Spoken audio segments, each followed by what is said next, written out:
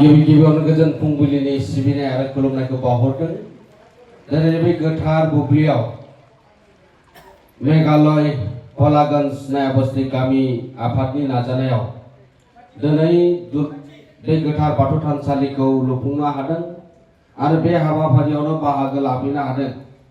दुलाराय बाथौ गौथुमनि मानगिरि आफादगिरि, दौरि हानजानि लिंथुमगिरि आरो जोंनि दुलाराय बाथौ गौथुमनिनो आखान्थि आफादगिरि आरो आरज हानजा दौरि दौसि আমার মাজত উপস্থিত হৈছে গাঁও কমিটিৰ সভাপতি সম্পাদক আৰু সদস্য আৰু আমাৰ ইয়াত বহুত দূৰ দূৰণিৰ পৰা আহি উপস্থিত হৈছে গোটাই যিখিনি আমন্ত্ৰিত অতিথি दुलाराय बाथौ गौथुमनि जानानै सिबिनाय आरो खुलुमनायखौ बावहरदों।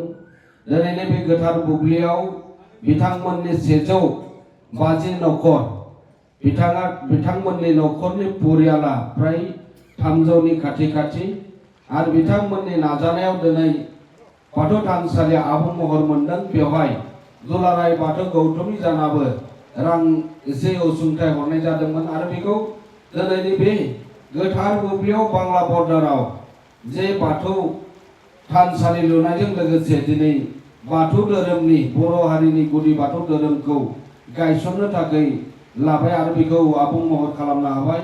बोराइ बाथौनि सेराव गोसो गोथारै खुलुमनाय आरो सिबिनाय जोंनि राव हारिमु आसार खान्थि आरो बाथौ धोरोमखौ मुलुगनां खालामनो थाखाय जों खना खनला थानाय गासै बाथौआरिफोरखौ जोङो बाथौ धोरोमनि गेजेरजों खौसे खालामनो नाजानाया दुलाराय बाथौ गौथुमनि बेयो थांखि आरो नोजोरखौ आवगायनानै जों दिनै पलागन्ज नायाबस्ति बे बाथौ थानसालिखौ लुफुंनो हादों।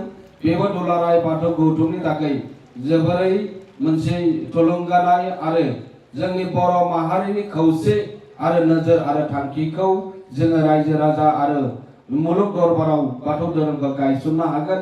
बेनि मिजिं आरो नोजोरखौ लानानै जों दुलाराय बाथौ गौथुमा अरायसम आवगायदों।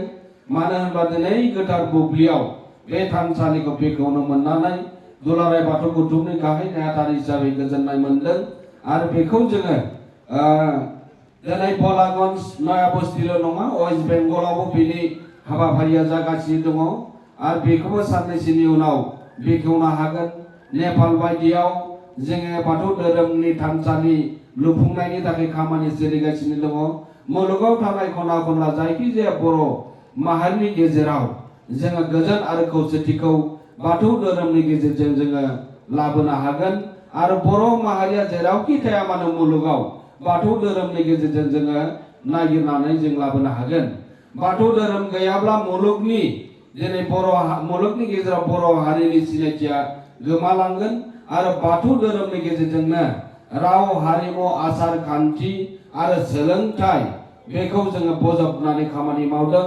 दिनै मुलुगनि गेजेराव बर' हारिखौ दिनै गेरेमसा हारि माहारि हिसाबै दालांनो थाखाय दुलाराय बाथौ गौथुमा अरायसम नाजादों आरो नाजालांबाय थागोन आरो बेखौ दिनै बर' माहारिनि गेजेरावल' जानानै थायाखै, दिनै सुबुं माहारिनि गेजेराव गोजोन आरो थासारिखौ लाबोनो थाखाय अरायसम दुलाराय बाथौ गौथुमा बेनि हाबाफारिखौ मावफुंगासिनो दङ आरो जों दिनैनि बे गोथार बुब्लियाव बयनिबो मदद आरो खौसेथिनि गेजेरजों दिनैनि गोथार बाथौ थानसालिखौ बेखेवना होनो थाखाय आवगायदों आरो बेनिखायनो बयखौबो दिनैनि बे बेखेवनाय हाबाफारियाव बाहागो लानो हानायनि थाखाय साफ्रोमबो बाथौ सिबियारि रायजो राजा नोंथांमोननिसिम सिबिनाय आरो खुलुमनायखौ बावहरनानै दिनैनि गोथार बाथौ थानसालिखौ बेखेवनो थाखाय आवगायबाय। गोजोन्थों।